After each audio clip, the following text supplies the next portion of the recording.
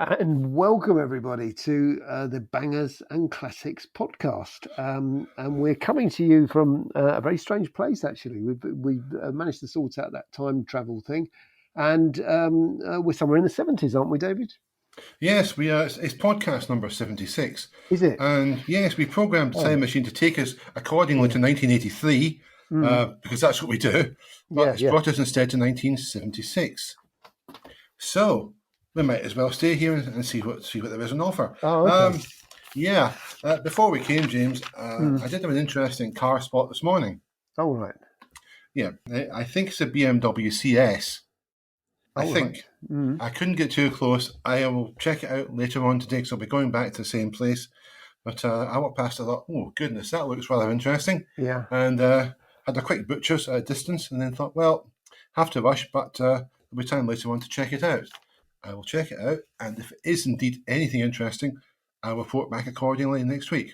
Fantastic. If I remember to do so, which I probably won't. No. But what about you? What have you seen? Well, strangely enough, I had quite an exciting spot this morning. There are others, but this one was quite interesting in that the roads I travel are fairly obscure. They're not even B roads, they're not even C roads. They're often sort of D, E, and F roads, really.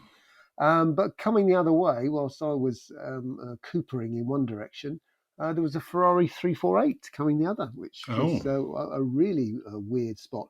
The good thing about it is that it wasn't red, so it was a grey. So somebody at least picked outside the colour chart box, which is good. And also they were grey. You could hear the noise, so it was exciting. So there you go. So one of the worst handling Ferraris, apparently. Apparently so, yeah.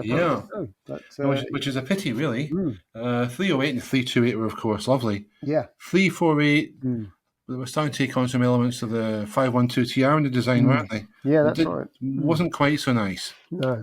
Sadly. But there we have it. Anyway, since we're in 1976, I suppose we should do a banger classic from 1976, James. Oh, okay. I mean, we have lots of choices from this year. Is there? Yes, we had the Lotus Esprit Series 1. Yeah. Alfa Sud Sprint. The Rover SD1, which we may return to later on. The Volvo 343, and of course in Europe, the Ford Fiesta. Yeah. But we're not going to go for any of those. No? Oh, right. No, that'd be too predictable. I think we may have done this at some point. We've talked about this car before, but we're doing it again anyway. Your suggestion, I may add.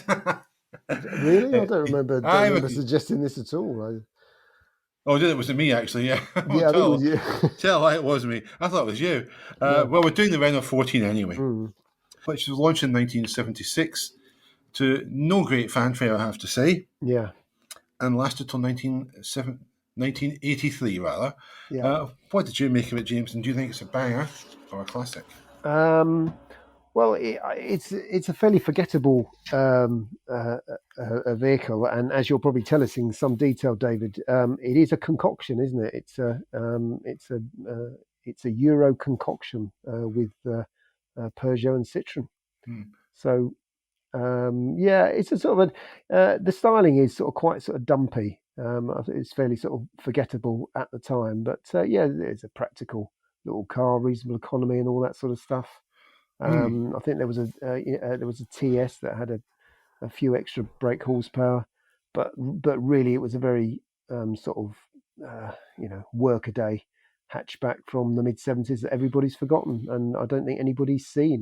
I honestly cannot remember the last time I saw one, because it was only around, I think, for quite a short time, 76 to 82, I think. So 83, I think it was the last one.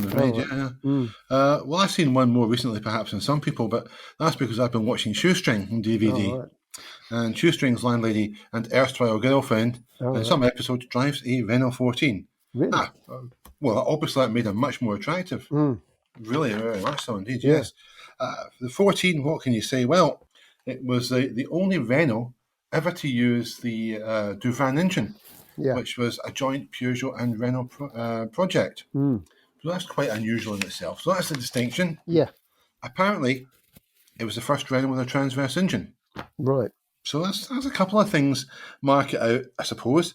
There wasn't a Halo model, James. There was no Gordini No. I think the TS had a little bit more horsepower, but it wasn't exactly very fast, which is fine. It wasn't designed to be. It was a family hatchback, a small family hatchback. Yeah. 5-door only. There was never a hatchback version, and never in the state. There wasn't a coupe. There wasn't a convertible. You got a 5-door hatch, and 5-door hatch, and that was your lot. Mm.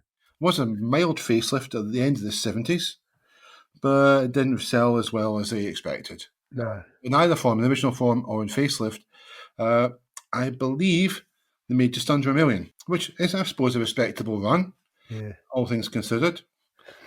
Not many left on the roads. No. Well, you ain't kidding. On British roads, the last figures released by the DVLA, which are probably about 6 months old now, 6 on the road in the UK and 7 on Sorn, and that was it. Now, it was never a massive seller in Britain. No. There was still a reasonable supply. At one stage, certainly 70s and 80s, you saw them regularly. Yeah. Maybe not daily, but they were quite common occurrences. Now, not a chance of seeing one of those. Yeah. But that doesn't answer the question. No. Banger or classic? It's a banger, David. Oh, there's one other thing I should have said. They might change your mind. Yeah. Of course, how could I forget? It was La Poire, wasn't it? The French knew it as La Poire the pear. It was originally based on an advertisement, and they drew a shape of a pear, which they basically said represented the shape of the Renault 14 and how it was practical, very practical. The press got hold of this and called it the pear, or the rotten pear, because it rusted so badly. Yeah. So that, I'm afraid, was that. However, I'm going to call it a classic because I like it. Probably because it was in shoestring, and I quite liked them when I was a kid. I actually did quite like them when I was a kid. I liked all sort of front-wheel drive hatchbacks as a kid. Yes, I know I was strange, but that's it. So I'm giving it a pass. So it's a mixed verdict from the banger or classics jury. Yeah. But we're kind of used to that, aren't we? Oh, I think so. Absolutely, it's the way forward. Well, I don't know so much about that. Or backwards. But I mean, 1976, James. We've got a new format for the podcast this week. We're going to talk about other things apart from just cars, because there's only so much you can say about just purely cars and nothing else. So we're going to do some other stuff. And 1976, of course, was famous for what, James, in the music scene? What happened in 1976? A lot of things happened in 1976. Strangely enough, at times like these, I get my Country Life Book of Britain in the 70s, which is a fantastic book which takes you through each year. And it's like the internet, but it's in a book. And what they say, their headline for 1976 is "Phew, what a scorcher." Of course, yes. Yeah, it depends where you are in the country at the moment, but I think it's mostly "Phew, what a scorcher." I don't know whether it is where you are, David. It's very sunny and warm today, yes. Oh, well, that's good. Very much so. Excellent. But no, I mean, just in terms of music, it 76. Was very good, 76 was a seminal year. Tell the listeners, James, what was the big thing that happened in 76 in the music front? Well, strangely enough, should I tell you what? It wasn't ABBA. Well, no, I mean, there was lots of things. Well, there were lots of things that happened, but you see, the thing is, I think a lot of people think that a switch went and all of a sudden everybody was punk, but it honestly did not. That did not happen. So even though, if like me, you got all the music magazines and stuff and was very into music, apart from the sort of classified ads at the back and some reviews of some gigs that were going on in various places, actually it was business as usual, and punk was really sort of quite a sort of backwater still. I mean, it wasn't full on. And one of the biggest albums actually of 1976 is Frampton Comes Alive. I don't know if you're familiar with that. Yeah, Peter Frampton. Yeah, Peter Frampton, which was a double live album, which was sort of quite bizarre in a way. That live albums are just sort of filler things; they don't do very well. But this one sort of caught the zeitgeist of the time, and it was basically everybody out in the sun listening to guitar music, which was great. Was it not number one in America, that album? Or something Yeah, like massive. That? Oh, yeah. Absolutely the biggest thing ever. And it is actually a very good album. So, yeah, if you like a bit of rock, and I suppose it in a way, it's sort of middle of the road rock friendly, but it's pretty good. But if you like odd stuff, Station to Station, David Bowie, that came out. Hotel California was out. If you like things like Black Sabbath, Technical Ecstasy, which on reflection is a much better album than it sounded at the time.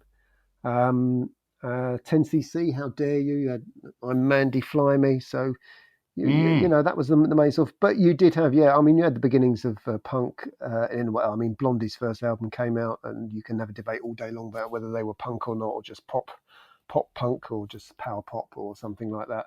But basically, I think what we're saying is that it was a wonderfully rich time where, if you liked certain kinds of music, if you liked all music, there was something to choose from. It wasn't very rigid.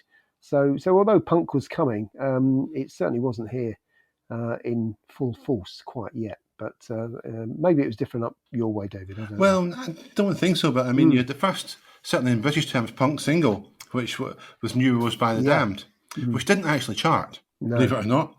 You had, of course, the Sex Pistols and their famous gigs at the Free Trade Hall in Manchester. I think one of them, the first one, there were 40 plus people attended.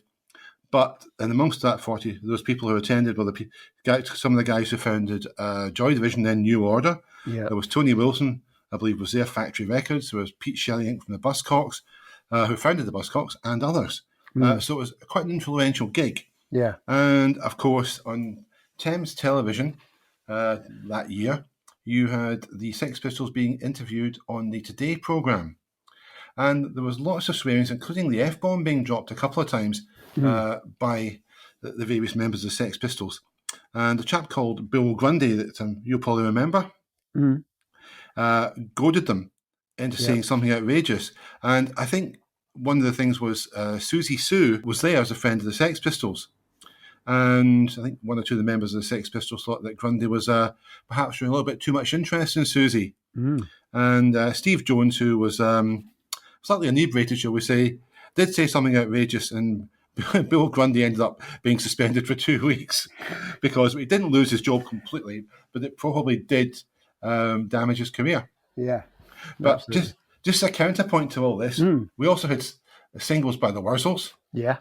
I Am a Zyder Drinker and Combine Harvester, which good fun, a good laugh.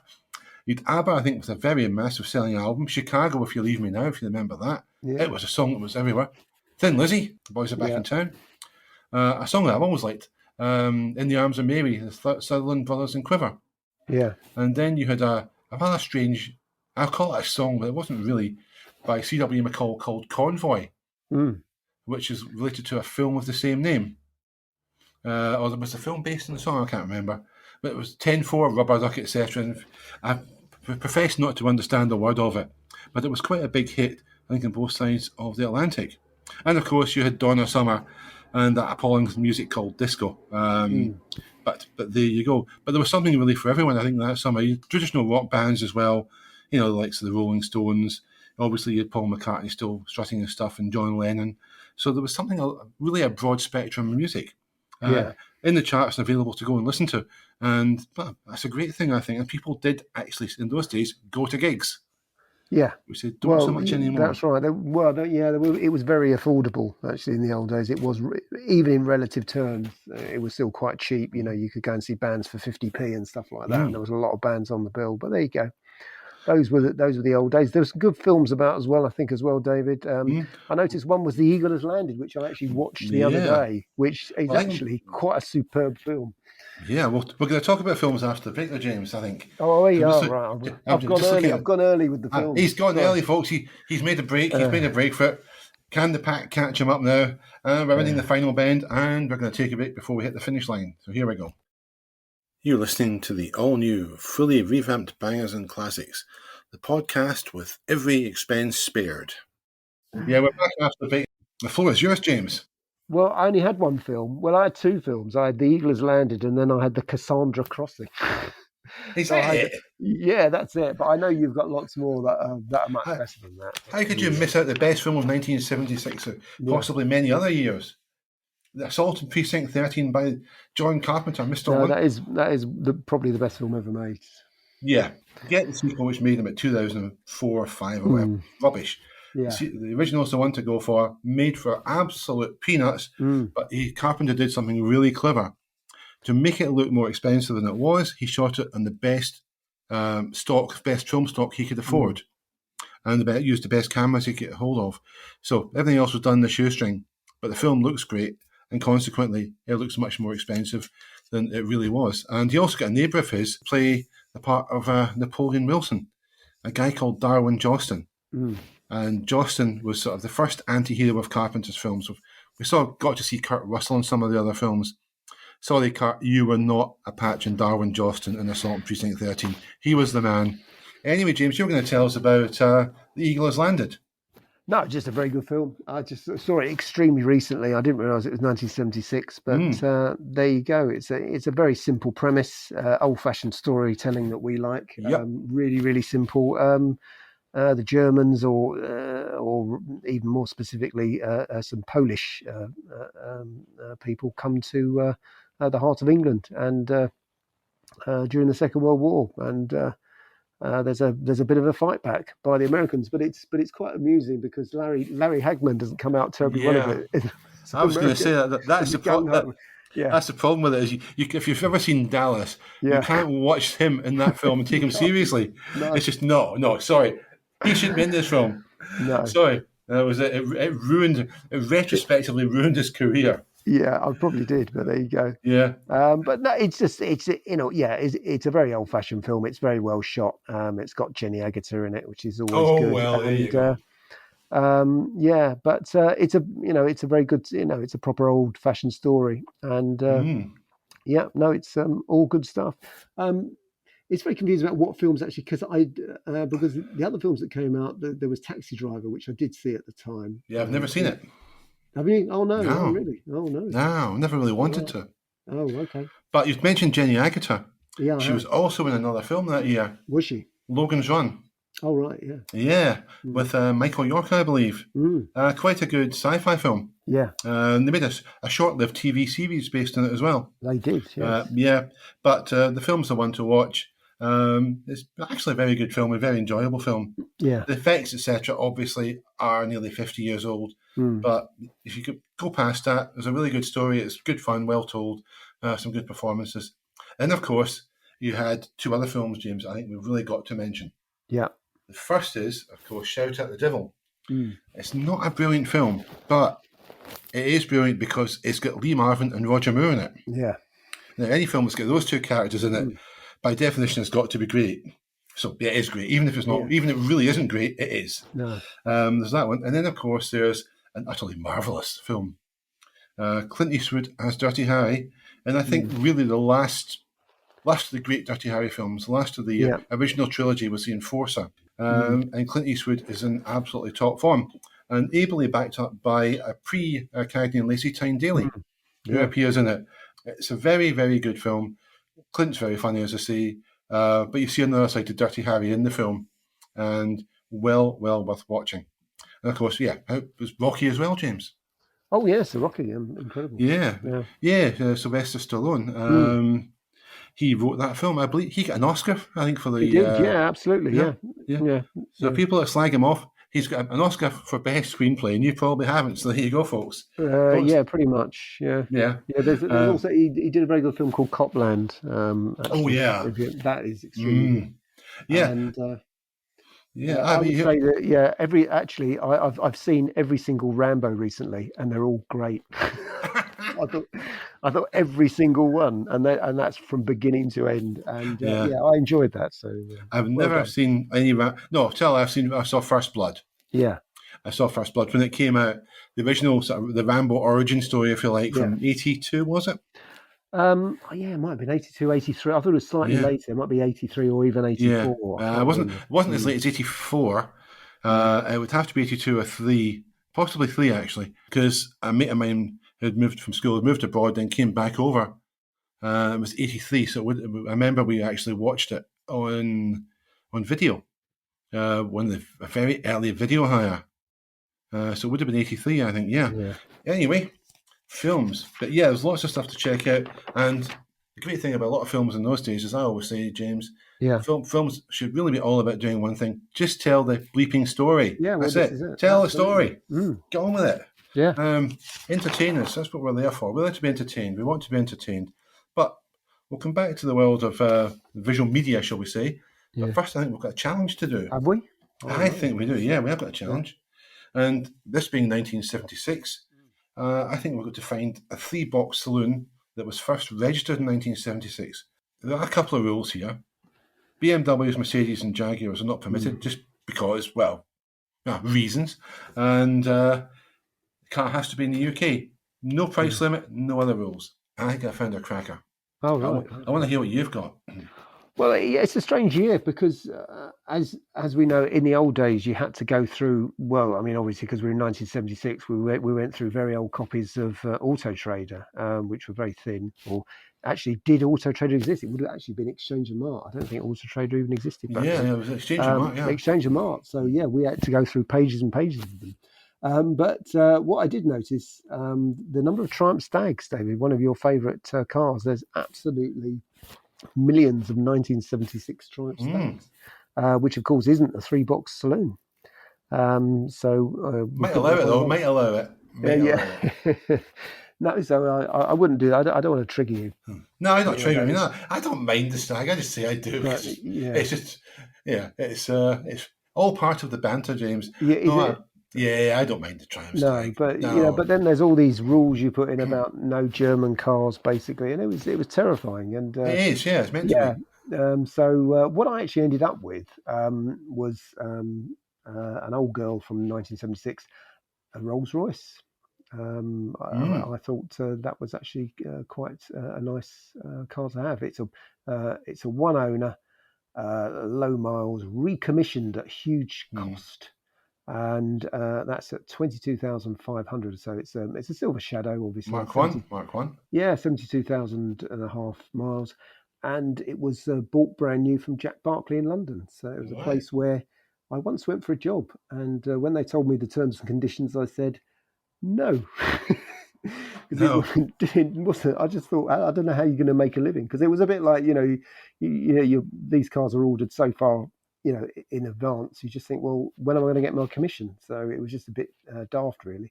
Yeah.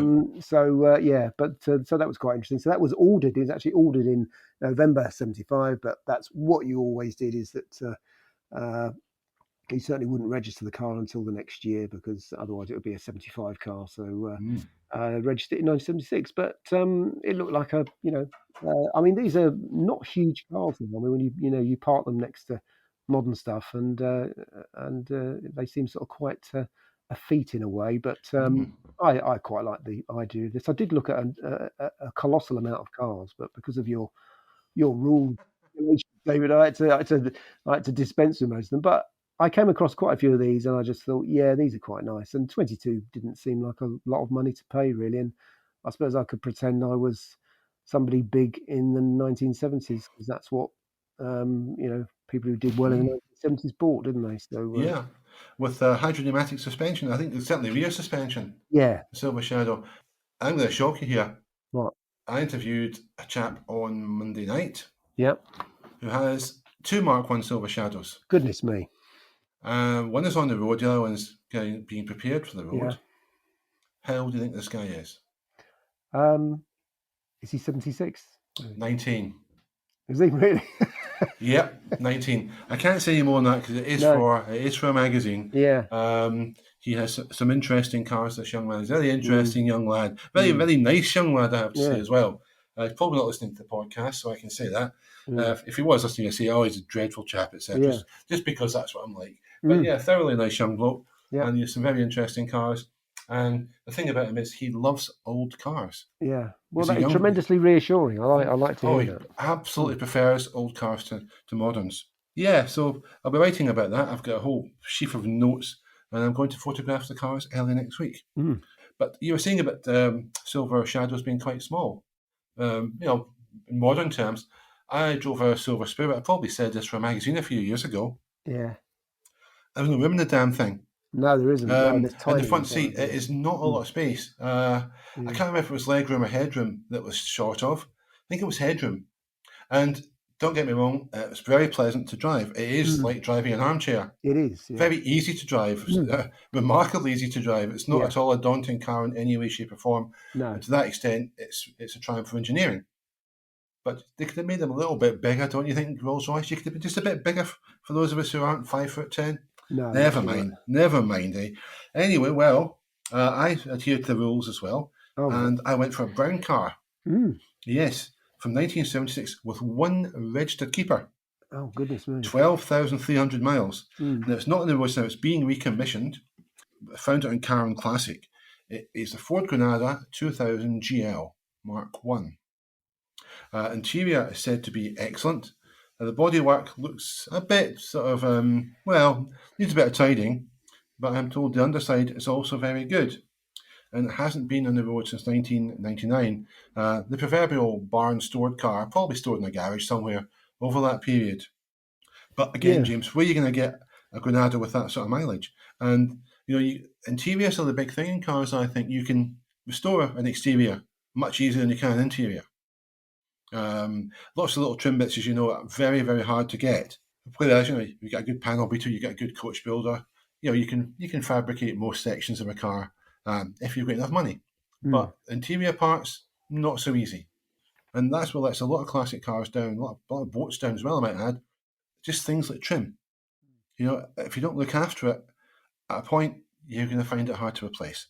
A very interesting car. Trouble is, I don't know how much it is. It says price on application. It is, yeah. It's a POA. I did see that, and Yeah. that sort of put me off a bit. I thought, well, Yeah. no. Well, I suppose perhaps they may be saying, well, the price depends on what you want to do to it. Do you want it as it is? Do you want it fully restored, etc.? There may be various options there. So perhaps that's why. Either that it's just going to be jaw-droppingly expensive. Mm. I don't think it is necessarily, but I rather imagine it is going to offer it in various different flavours, as it were, and you can choose the one you want according to your desires and according to your budget. So there, that's this week's challenge. I don't think it's a clear winner. I think there's two interesting cars there. Yeah, absolutely. Yeah, I think that's probably fair to say, except, of course, I really did win. I've got to say that. I'm contractually bound to say it. Yeah. Anyway, we one more thing to do in the podcast this week, and I think that's to talk about film, a TV. Because I had a look at TV, James. Did you? Yeah, to see what was on in Yeah. 1976. And there's a couple of things I think stood out, particularly for those of us who like cars. The first one isn't anything to do with cars, but this is absolutely a must-watch. The first episode of Michael Palin's Ripping Yarns made its debut in 1976. It's called Tompkinson's School Days. It is brilliant. Mm. It is hilariously funny. Watch it. There's a whole series they made later on, but Tompkinson's School Days was the first. From the start of when he's impersonating Orson Welles, right through it, and Ian Ogilvy's brilliant school bully, etc. There's nothing you can fault with that programme. As a comedy show, brilliant. And then also not dealing with cars, the BBC that Christmas showed a very good adaptation of Charles Dickens' The Signalman, a ghost story, with Denham Elliott, who I thought was very good in it. Mm. It's traditional Christmas fare, but that's maybe one to watch this Christmas.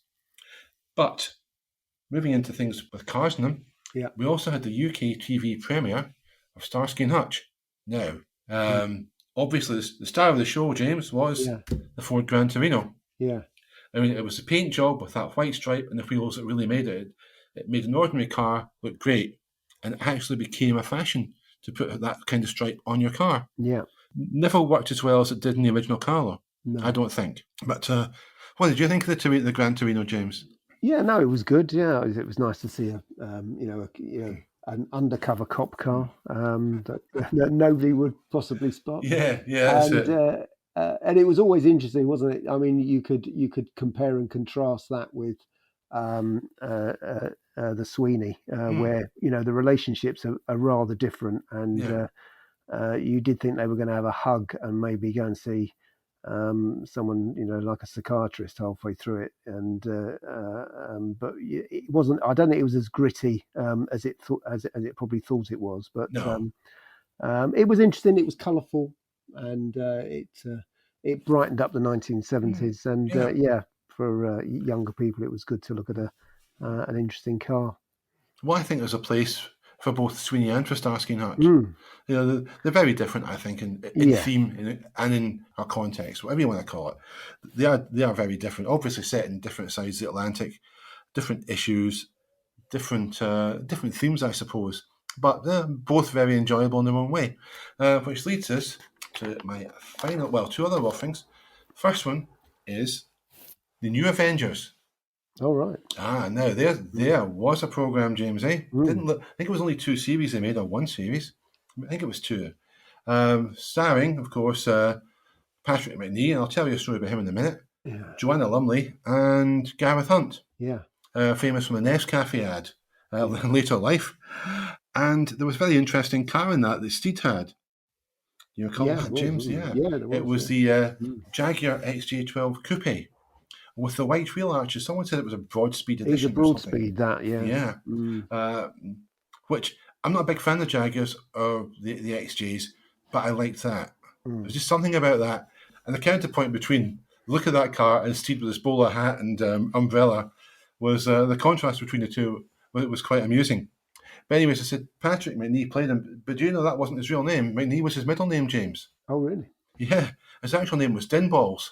Oh, goodness me. Yeah, that was it. So he couldn't use that, and he obviously couldn't use his full name. So that's it. There was also, I think, a Rover SD1 in that series. There was, yeah. And I think Purdy at one point had a Triumph TR7. She did. Yeah, that's right. There was a lot of product BL placement there. Yeah, I think it was made by the same company who made the Professionals later on. Yeah. And in the early days of the Professionals, which came along in '77, we may talk about that another day, but they started out with BL cars before moving to Fords. They did. There's also a lot of BL cars in the Return of the Saint as well. So of course, which leads back to Ian Ogilvy, and of course, it does. Everything leads into each other. It does. Yeah, everything is connected. Yes. Well, I'm going to leave you with one more program from the '70s, certainly from '76. I think it's a great program. It's bittersweet in places, but it's very wonderful. It was at the time, and it remains so, and it was the Fall and Rise of Reginald Perrin with Leonard Rossiter.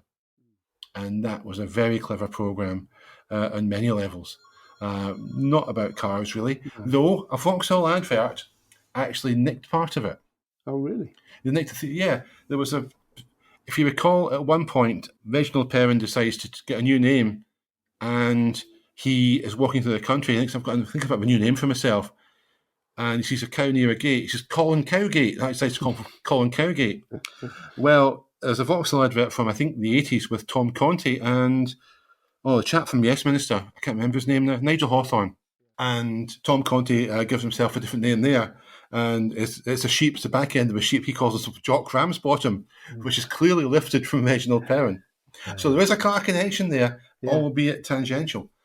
But it's a really good series. I would recommend you seek it out. If you haven't seen it, watch it. You should like it. I think it's very hard not to like, and a lot of dialogue in it. Some things became buzz phrases at the time, and perhaps still do, James. Yeah, absolutely. Yeah, but we're not going to talk any more about that. I think that's all we've got for this week. Okay. We'll come back with another year next week.